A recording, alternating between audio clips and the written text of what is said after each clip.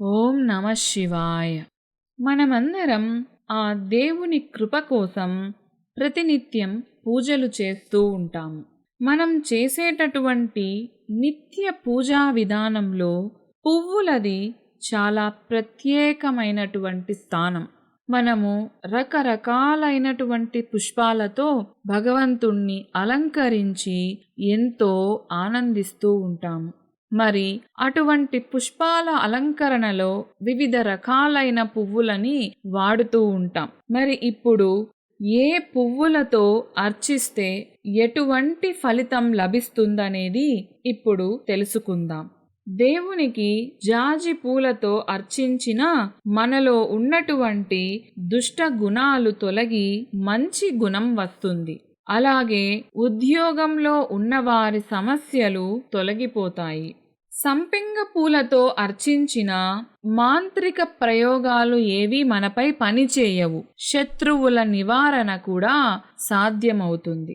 పారిజాత పువ్వుతో అర్చిస్తే కాలసర్ప దోషం నివారించబడి మనసుకు శాంతి లభిస్తుంది. రుద్రాక్ష పువ్వుతో అర్చిస్తే ఎన్ని కష్టాలు వచ్చినా అంతిమ విజయం మనదే అవుతుంది. మొగలి పువ్వులను అర్చనలో ఉపయోగించటం వల్ల అధికారంలో ఉన్న వారి మనస్తాపాలు పరిహరించబడతాయి. ఇక మందార పువ్వుతో పూజిస్తే భార్య పిల్లలతో ఎటువంటి కలహాలు లేకుండా సంతోషంగా జీవిస్తారు. పద్మం లేదా కమలంతో పూజిస్తే సమస్త దారిద్ర్యం నివారణ అవుతుంది, శ్రీమంతులు అవుతారు. మల్లె పువ్వులతో అర్చిస్తే అన్ని రోగాలు నయం అవుతాయి, సకల ఆరోగ్యం సిద్ధిస్తుంది. గన్నేరు పువ్వులతో పూజిస్తే మనలో ఉన్నటువంటి కళలు వృద్ధి చెందుతాయి.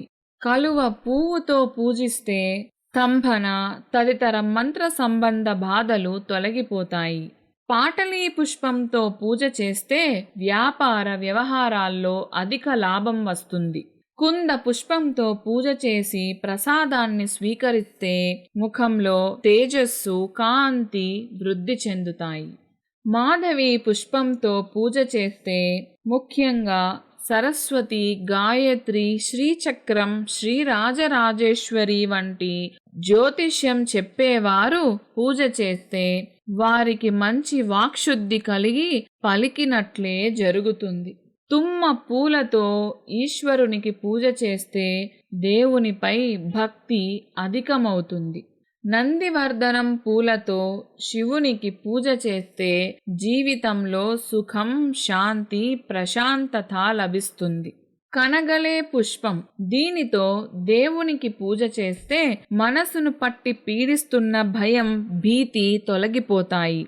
గణపతికి ఈ పూలతో పూజ చేస్తే మాంత్రిక బాధలు తొలగిపోయి విద్యా ప్రాప్తి సిద్ధిస్తుంది.